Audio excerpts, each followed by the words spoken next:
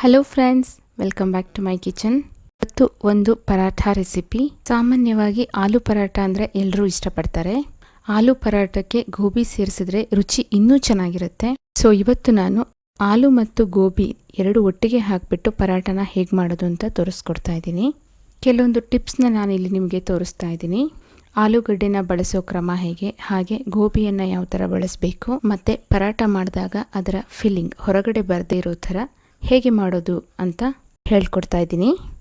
So ಬನ್ನಿ ಈ ಪರಾಠನ ಮಾಡೋದು ಹೇಗೆ ಅಂತ ತಿಳಿಯೋಣ. ಮೊದಲಿಗೆ ಈ ಪರಾಠ ಮಾಡೋದಕ್ಕೆ ಬೇಕಾಗುವ ಹಿಟ್ಟನ್ನು ತಯಾರು ಮಾಡ್ಕೊಳ್ಳೋಣ. ಇದಕ್ಕೆ ನಾನು ಬ್ರೆಡ್ ಮೆಷಿನನ್ನು ಬಳಸ್ತಾ ಇದ್ದೀನಿ. ಬ್ರೆಡ್ ಪ್ಯಾನನ್ನು ತಗೊಂಡು ಅದರಲ್ಲಿ ಬೇಕಾಗಿರುವ ಇಂಗ್ರೀಡಿಯೆಂಟ್ಸ್ನೆಲ್ಲ ಹಾಕಿಬಿಟ್ಟು ನಾನು ಡೈರೆಕ್ಟ್ ಮಷಿನಲ್ಲಿ ಇಡ್ತಾ ಇದ್ದೀನಿ. 2 ಕಪ್ ಆಗುವಷ್ಟು ನಾನು ಗೋಧಿ ಹಿಟ್ಟನ್ನು ಹಾಕ್ಕೊಂಡಿದ್ದೀನಿ. ಇದರಲ್ಲಿ ಸ್ವಲ್ಪ ಜಾಸ್ತಿ ಕ್ವಾಂಟಿಟಿ ಮಾಡೋದ್ರಿಂದ ಈ ಮಷಿನ್ ಬಳಕೆ ಮಾಡ್ತಾ ಇದ್ದೀನಿ ಇವತ್ತು. ಉಪ್ಪು ಸ್ವಲ್ಪ ಎಷ್ಟು ಬೇಕೋ ಅಷ್ಟು ಹಾಕ್ಕೊಳ್ಳೋದು. ಹಾಗೆ ಒಂದು ಸ್ವಲ್ಪ ಕಾಳು ಅಥವಾ ಅಜ್ವೈನ್ ಹಾಕ್ಕೊಂಡಿದ್ದೀನಿ, 1 ಟೀ ಸ್ಪೂನ್ ಆಗುವಷ್ಟು. ಹಾಗೆ ಒಂದು ಸ್ವಲ್ಪ ಎಣ್ಣೆನ ಹಾಕ್ಕೊಳ್ತಾ ಇದ್ದೀನಿ, 1 ಚಮಚ ಆಗುವಷ್ಟು. ಇದಿಷ್ಟು ಹಾಕಿಬಿಟ್ಟು ನಾವು ಇದನ್ನು ಬ್ರೆಡ್ ಮೆಷಿನಲ್ಲಿ ಇಡೋದು. ಆಮೇಲೆ ಅಲ್ಲಿ ಲಿಸ್ಟಲ್ಲಿ ಇರುತ್ತೆ ನಮಗೆ ಡೋ ಮಾಡೋದಕ್ಕೆ ಸೆಟ್ಟಿಂಗ್ ಇರುತ್ತೆ. ಆ ಸೆಟ್ಟಿಂಗನ್ನು ಚೂಸ್ ಮಾಡಿದ್ರೆ ಅದು ಎಷ್ಟು ನಿಮಿಷ ಅಂತ ತೋರಿಸುತ್ತೆ. ಸೊ 8 ನಿಮಿಷಗಳ ಕಾಲ ಈ ಬ್ರೆಡ್ ಮೆಷಿನ್ ರನ್ ಆಗುತ್ತೆ. ನೀರು ನಾನು ಹಾಕಿರಲಿಲ್ಲ, ಇದು ಒಮ್ಮೆ ಇದು ರನ್ ಆದ ಮೇಲೆ ಹಾಕ್ಬೋದು. ಸ್ವಲ್ಪ ನೀರು ಹಾಕಿ ನಾನೀಗ ಮಾಡ್ತಾ ಇದ್ದೀನಿ. ಅಷ್ಟಷ್ಟೇ ನೀರು ಹಾಕಿ ಮಾಡ್ಕೊಳ್ಬೋದು, ಒಂದೇ ಸರಿ ಹಾಕಬೇಕಂತಿಲ್ಲ. ಮಧ್ಯದಲ್ಲಿ ನೋಡಿ ಕನ್ಸಿಸ್ಟೆನ್ಸಿ ನಾವು ನೋಡ್ಬೋದು, ಗ್ರೈಂಡ್ರಲ್ಲಿ ನೋಡ್ತೀವಲ್ಲ ಹಿಟ್ಟು, ಅದೇ ಥರ.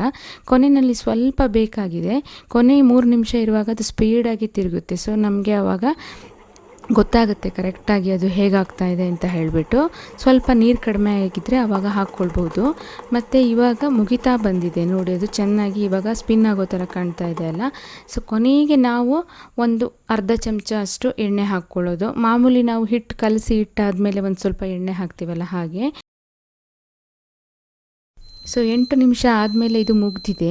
ಈಗ ಸೌಂಡ್ ಬರ್ತಾ ಇದೆ ನೋಡಿ, ಇದು ಮುಗ್ದಿದೆ, ಇದು ಪ್ರೋಸೆಸ್ ಮುಗ್ದಿದೆ.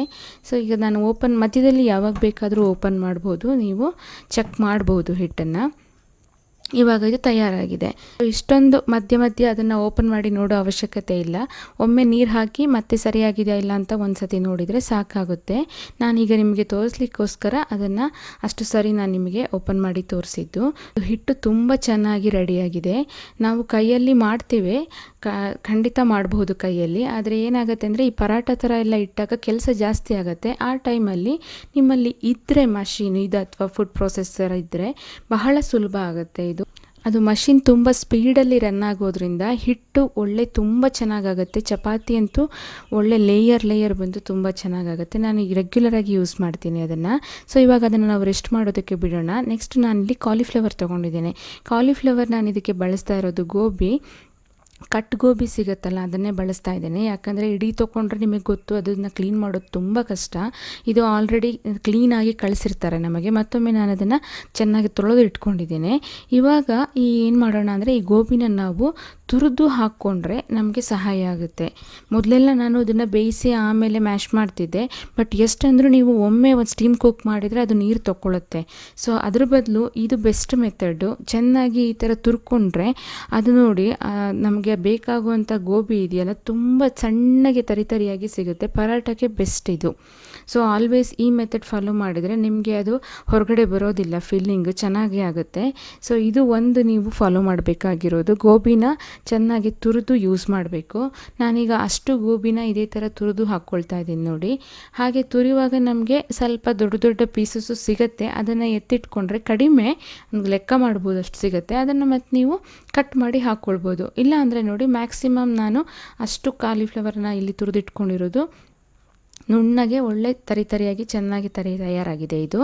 ಇವಾಗ ನೆಕ್ಸ್ಟ್ ನಾವು ಆಲೂಗಡ್ಡೆ. ಸೊ ಇಲ್ಲಿ ಮೇಯ್ನ್ ನಾನು ನಿಮಗೆ ಹೇಳಬೇಕಾಗಿರೋದು ಟಿಪ್ ಅಂದರೆ ಆಲೂಗಡ್ಡೆನ ನೀವು ಬೇಯಿಸಿ ತಣಿಸಿ ಯೂಸ್ ಮಾಡಬೇಕು. ಆಲೂಗಡ್ಡೆ ಬೇಯಿಸಿ ಆದಮೇಲೆ ನೀರಿಂದ ತೆಗೆದು ಸಿಪ್ಪೆ ತೆಗೆದು ಅಟ್ಲೀಸ್ಟ್ 1 ಅವರ್ ನೀವು ಫ್ರಿಜ್ಜಲ್ಲಿಟ್ಟರೆ ಟೆಕ್ಸ್ಚರ್ ಚೆನ್ನಾಗಿ ಬರುತ್ತೆ.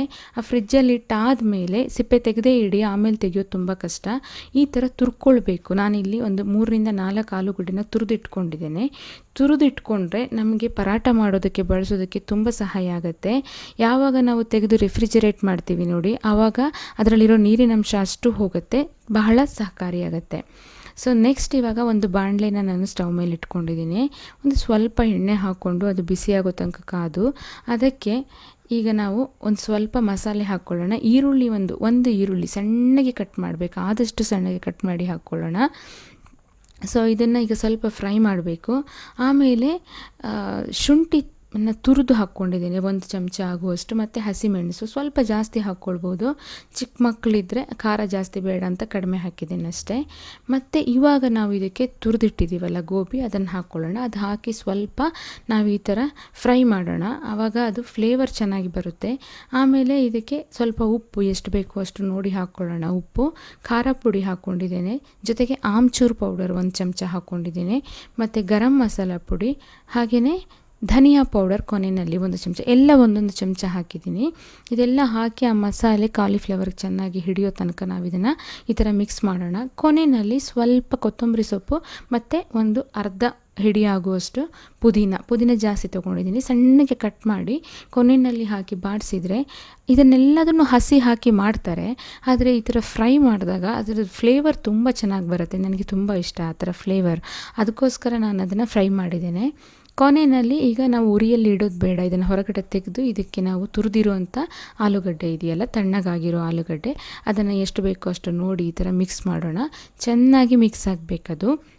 ನೋಡಿ ತೋರಿಸ್ತೇನೆ ನಿಮಗೆ. ಇವಾಗ ಇದು ಹಿಟ್ಟು ನೋಡಿ, ನಾವು ರೆಡಿ ಮಾಡ್ಕೊಂಡಿರೋ ಸ್ಟಫಿಂಗ್ ಡ್ರೈ ಇರಬೇಕು ಆಲ್ಮೋಸ್ಟ್. ಈ ಥರ ಬಾಲ್ ಮಾಡಿದರೆ ನೋಡಿ, ನೀರಿನ ಅಂಶ ಮಾತ್ರ ಇರಲೇಬಾರ್ದು. ಇದು ನಂಬರ್ 1 ಟಿಪ್ ನಿಮಗೆ. ಸೊ ಅದು ತಣ್ಣಗಾಗಲಿ, ಕಂಪ್ಲೀಟ್ ತಣ್ಣಗಾದ್ಮೇಲೆ ನಾವು ಬಳಸಬೇಕು. ಈಗ ನೋಡಿ ನಾನಿಲ್ಲಿ ಗೋಧಿ ಹಿಟ್ಟು ತಯಾರು ಮಾಡಿಟ್ಕೊಂಡಿರೋದು ರೆಡಿಯಾಗಿದೆ. ಸಾಫ್ಟಾಗಿ ಈ ಹಿಟ್ಟು ಕೂಡ ನೀವು ಮಾಡುವಾಗ ಜಾಸ್ತಿ ಗಟ್ಟಿ ಮಾಡಬೇಡಿ ಪರಾಟಾಗೆ, ಹಾಗಂತ ನೀರಲ್ಲ, ಬಟ್ ಸ್ವಲ್ಪ ತೆಳು ಇದ್ದರೆ ಚೆನ್ನಾಗಿರುತ್ತೆ. ತುಂಬ ಗಟ್ಟಿ ಆದರೆ ಅದು ಒಂಥರ ರೊಟ್ಟಿ ಥರ ಆಗಿಬಿಡುತ್ತೆ ಪರಾಟ. ಸ್ವಲ್ಪ ನೀರಿರಲಿ, ಕಾಣಿಸ್ತಿದೆಯಲ್ಲ ಅಷ್ಟು. ನೆಕ್ಸ್ಟ್ ಇದನ್ನು ನೋಡಿ ಈ ಥರ ಮಾಡ್ಕೊಳ್ಳುವಾಗ ಮಧ್ಯದಲ್ಲಿ ಸ್ವಲ್ಪ ದಪ್ಪ ಬಿಟ್ಟು ಸೈಡಲ್ಲಿ ನೀವು ಈ ಥರ ತೆಳ್ಳಗೆ ಮಾಡ್ತಾ ಬನ್ನಿ. ಯಾಕೆ ಅಂದರೆ ಮಧ್ಯದಲ್ಲಿ ಫುಲ್ಲು ತೆಳ್ಳಗೆ ಮಾಡಿಕೊಂಡ್ರೆ ನೆಕ್ಸ್ಟ್ ಸ್ಟಫಿಂಗ್ ಹಾಕಿ ಲಟ್ಟಿಸುವಾಗ ಅದು ತಕ್ಷಣ ಹೊರಗೆ ಬರುತ್ತೆ.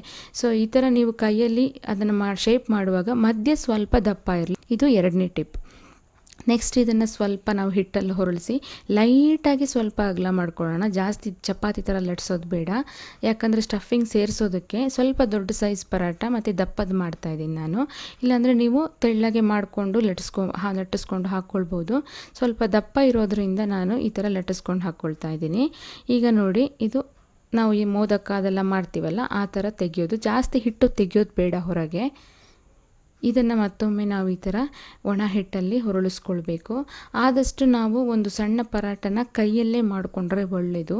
ಲಟ್ಟಣಿಗೆ ಹಾಕ್ಕೊಳ್ಳೋಕ್ಕಿಂತ ಮೊದಲು ಆದಷ್ಟು ಬೆರಳಲ್ಲೇ ನಾವು ಈ ಥರ ಪ್ರೆಸ್ ಮಾಡಿಕೊಂಡ್ರೆ ಸುಲಭ ಆಗುತ್ತೆ. ನೆಕ್ಸ್ಟ್ ಲಟ್ಟಿಸುವಾಗ ಹಿಟ್ಟು ಸ್ವಲ್ಪ ಜಾಸ್ತಿ ಇರಲಿ, ಆಮೇಲೆ ಲೈಟಾಗಿ ನಾವು ಈ ಥರ ಲಟ್ಟಿಸ್ಬೇಕು, ಒತ್ತಲಿಕ್ಕೆ ಹೋಗಬೇಡಿ. ಸೊ ಬರುತ್ತೆ, ಚೆನ್ನಾಗೇ ಬರುತ್ತೆ. ನೀವು ಯಾವಾಗ ಆಲೂಗಡ್ಡೆ ಡ್ರೈ ಆಗಿ ಹಾಕಿರ್ತೀರ, ಆಮೇಲೆ ಮಸಾಲೆ ಪೂರ್ತಿ ತಣ್ಣಗಾದ್ಮೇಲೆ ಹಾಕ್ತೀರ, ಖಂಡಿತ ಸರಿಯಾಗುತ್ತೆ. ಈಗ ಕಾವಲಿ ಕಾದಿದೆ, ನಾನೀಗ ಪರಾಟ ಮಾಡ್ಕೊಳ್ತಾ ಇದ್ದೀನಿ. ಕಾವಲಿ ಮೇಲೆ ಈ ಲಟ್ಟಿಸಿರೋ ಪರಾಟ ಹಾಕಿದ ಮೇಲೆ ಆ ಕೆಳಗಡೆ ನಿಮಗೆ ಆ ಥರ ಇದು ಬರುತ್ತಲ್ಲ ಹಿಟ್ಟು, ಅದನ್ನೆಲ್ಲ ಈ ಟಿಶ್ಯೂನಲ್ಲಿ ತೆಕ್ಕೊಂಡ್ರೆ ಅಥವಾ ಬಟ್ಟೆಯಲ್ಲಿ ತೆಕ್ಕೊಂಡ್ರೆ ಪರಾಟ ಚೆನ್ನಾಗಿ ಕಾಣಿಸುತ್ತೆ ನೆಕ್ಸ್ಟ್ ಫೈನಲ್ ಮುಗಿದಾಗ.